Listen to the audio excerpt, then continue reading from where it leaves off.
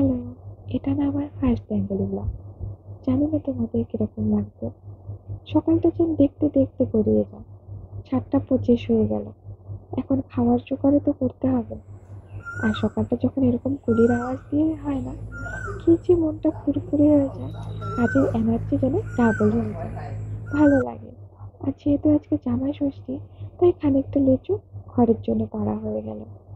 আর এরকম গ্রামের পরিবেশে না আমার থাকতে বেশ ভালো লাগে।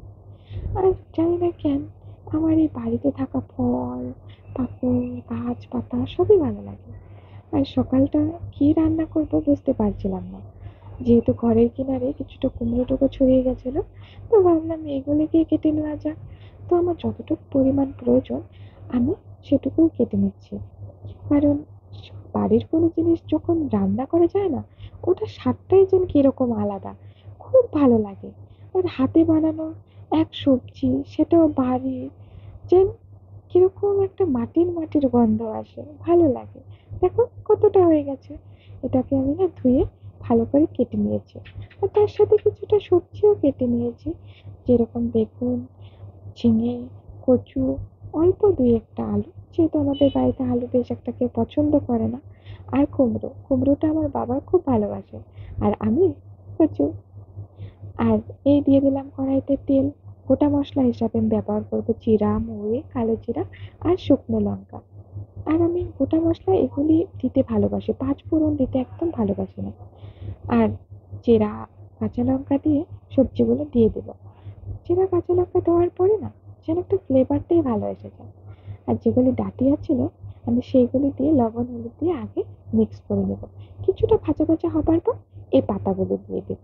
আমি সবসময় দেখতাম মা গোটা মশলা এরকমই দিত, কখনো পাঁচ ফোড়ন ব্যবহার করতো না। তাই আমি সেরকমই দিই। আমি চেষ্টা করি মার মতো করে রাধার। আমি মার সব স্মৃতি ধরে রাখতে চাই। আমি চেষ্টা করি মার মতো করে সংসারটাকে আগলে রাখতে। আমি সারা জীবন চেষ্টা করবো তারই যেত কথা ছিল সেগুলি কাঠ বেঁধে রাখতো। আর দেখো, যখন আমি ডোকা পাতা রান্না করি না, আমার দিদিভাইয়ের কথা খুব মনে পড়ে। কারণ আমার দিদিভাই খেতে খুব ভালোবাসে। আর এই ডোকা পাতায় দেওয়া কচু, এই দুটো আমরা দুই বোনই খুব ভালোবাসি। আর এটা রান্না করতে আমার কেন ভালো লাগে, কোনো মশলা বাটাবাটির ঝামেলা নেই।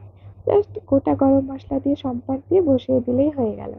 খানিকটা নুন আর খানিকটা হলুদ, আর কিচ্ছু লাগবে না। আর এটা হয়ে যাওয়ার পর টেস্টটা যে এত ভালো লাগে, মানে বোঝাতে পারবো না। জানি না তোমরা কেউ খাও কি না, কিন্তু আমাদের গ্রামে তো এইসব খুব চলে, খুব ভালোবাসি। দেখো, এই রান্নাটা করতে না শুধু ঢাকা দিতে হবে, আর বারবার দেখতে হয় যে কতটা সেদ্ধ হলো কিনা। আর লাস্টে একটু ময়দা আমি গুলিয়ে দিয়ে দিই, কারণ আমি সবসময় দেখতাম মাকে ময়দাটাকে পিঠালি হিসেবে ব্যবহার করতে। এই দেখো প্রায় হয়ে এসেছে।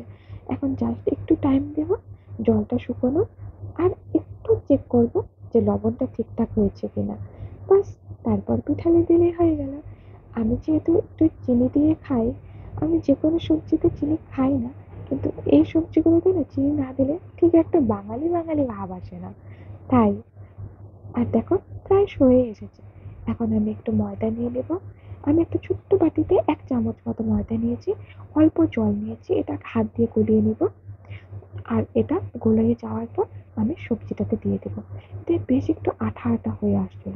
আমি এটাতে আর একটু জল মিক্স করব। জল মিক্স করে, এই যে দেখো জল মিক্স করে জল দিয়ে দিলাম আমি সবজিতে। এটা একটু নাড়াচাড়া করবো, একটু টাইম রাখবো কড়াইতে, যাতে হিটে একটু ভালো ফ্লেভারটা এসে যায়। হ্যাঁ, সাইড দিয়ে একটু তেল আসবে, কারণ এটা একটু না তেলটা লাগবে। সব সবজিতে কিন্তু তেল লাগে না, আর কিছু সবজি তেল ছাড়া ভালো লাগে না। তাই এটা আমি এখন একটা বলে নামিয়ে নেব।